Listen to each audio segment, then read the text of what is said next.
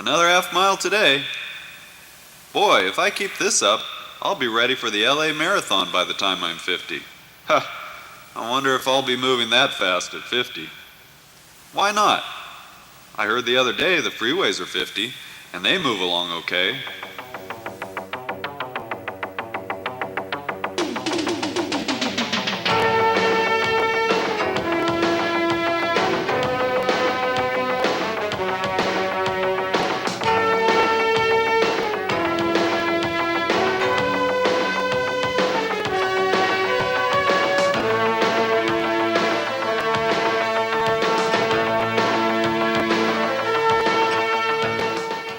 Years of freeways, a look back and a glimpse forward at the freeways of Los Angeles. They have held up pretty well over the years. Of course, they do show signs of arteriosclerosis a couple of times a day. Let's take a look back at how the LA freeway system became what it is today. The groundbreaking for the first freeway in Los Angeles, the Arroyo Seco Parkway, took place March 22, 1938. Folks were pretty excited. All the bigwigs of the day attended the ceremony. Tournament of Roses queen Cheryl Walker had the honor of moving the first earth for the project. With her pull of the lever, the freeway age began in the western United States. Miss Walker also was the first of many minority contractors to work on transportation infrastructure. The parkway's construction was helped along the following year by legislation that created the designation of freeways. A freeway differed from a highway because abutting property didn't automatically have access to the roadway. Freeways reduced the number of accidents and congestion by eliminating intersections and keeping private driveways off the road.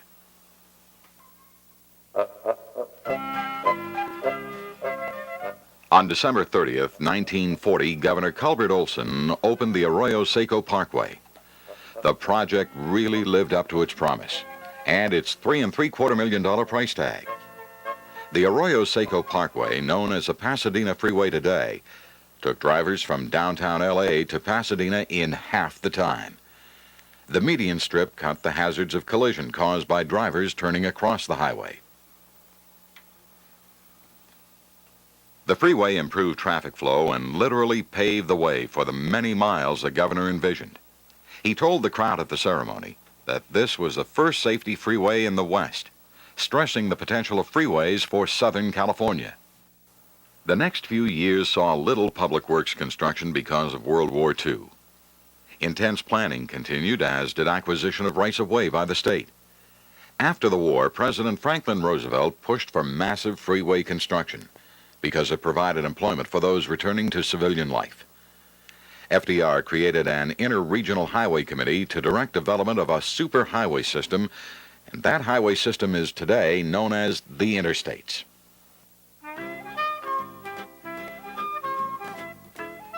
In 1947, the California legislature took a huge step toward long-range freeway development with the Collier-Burns Act. This legislation raised weight taxes, license fees, and tax on gasoline. The new revenue was to be used for freeway construction.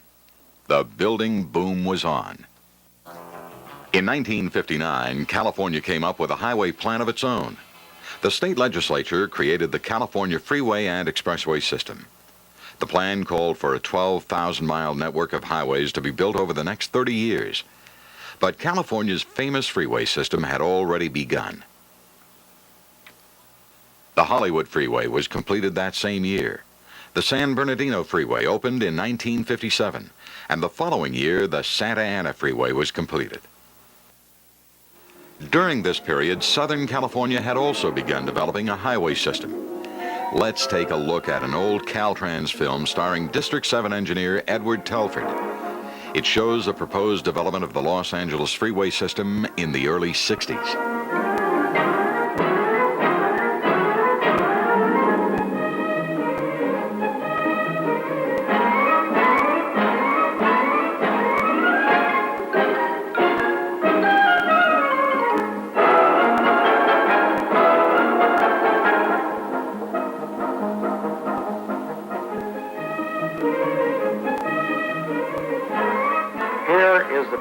status of the freeway system. At this point, it is interesting to note the comparison of travel time and distance for the years 1951 and 1961. Note that within the past 10 years, as a result of the present freeway construction, the distance traveled in 30 minutes has been doubled, and in 1970, the distance traveled in 30 minutes will be increased to 25 miles. The next decade saw the completion of many freeways. The Ventura in 1960, the Harbor in 1963, and Santa Monica in 1966. In 1967 alone, about 1,700 miles of freeway were built in California. During the next few years, however, construction slowed considerably, a trend that continued for 10 years. Fewer lane miles were built from 1976 through 1985 than were built in 1967 alone. What happened? A lot of reasons have been suggested. The Vietnam War, environmental concerns, and the not me syndrome, not in my backyard. There doesn't seem to be one answer. A factor that can't be ignored is the lack of federal funds for freeway construction during this period. Since 1956, most of the funding for interstate highway projects had come from the federal government. By 1966, following a decade of building, there was an attitude forming with politicians that the most important freeway projects had already been built. Add to that growing environmental concerns, the new policy of no new taxes, and dwindling public support for freeway construction, and you get an idea why the funding was reduced. Less money meant fewer rights-of-way being purchased. In some areas, excess rights-of-way were sold to finance construction. At the same time, inflation helped the cost of building freeways soar. Unfortunately, while freeway construction decreased, traffic congestion increased, especially in Los Angeles. The population in LA exploded during the 60s and 70s. This increase in the number of people crowded the freeways and turned rush hour into a macabre version of a carnival dodgem. The people of LA were given a glimpse of what life would be in a city that had outgrown its transportation system. During this same period, the direction of freeway builders changed. Much of their energy was spent maintaining and improving existing freeways.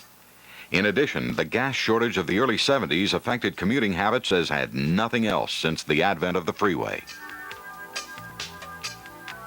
Caltrans rose to the challenge by developing innovative state-of-the-art techniques for traffic management, ride sharing, ramp metering, carpool lanes, and increased rapid transit were developed and implemented. But in 1974, the McKinsey report recommended a new direction for the freeway program in California. Many of the freeways proposed under the 1959 master plan were scrapped. One that did survive was the Century Freeway. Connecting Norwalk to the LA airport area, the project was viewed as a vital link in the Los Angeles freeway system. However, the Century project would pass through existing neighborhoods and required the relocation of many houses. A number of court cases and environmental impact studies delayed construction. Also, the Century project had to face an even greater challenge: lack of federal highway money and very little public support. Finally, in 1982, the Century Freeway got a much-needed shot in the arm. Congressman Glenn M. Anderson authored the Surface Transportation Act, increasing the federal gas tax to 9 cents a gallon. The additional revenue would go to highway construction and reconstruction projects. After a few more environmental studies, all the pieces were in place. Houses had been relocated. The money was available, and ground was broken in 1988. The Century Freeway is now called the Glenn M. Anderson Freeway, or the 105, and will probably be one of the last major freeways built in Los Angeles. As part of the project, Interstate 110 is getting a facelift as well. The improvements call for an exclusive guideway for high-occupancy vehicle lanes, part of which will include double-decking the freeway in downtown L.A. The Interstate 105-110 interchange gives a glimpse into the future of freeways in Los Angeles. When it opens in 1993, the freeway will have 6 lanes of mixed-flow traffic, 2 high-occupancy vehicle lanes, and a light rail track down the middle.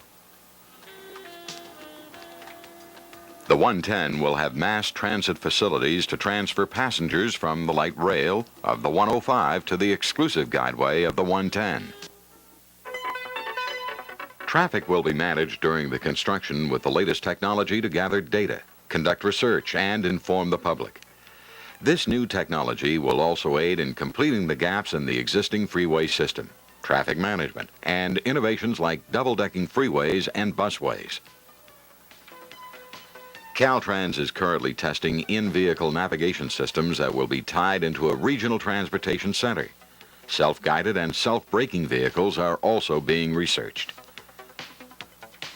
Traffic management through information technology and increased usage of mass transit are other projects receiving a great deal of attention at Caltrans.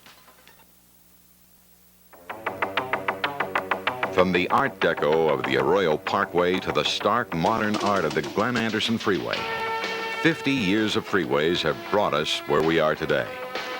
From an age of expansion to a time of getting the most from the current system. A golden anniversary for the Golden State, the finest transportation system in the world.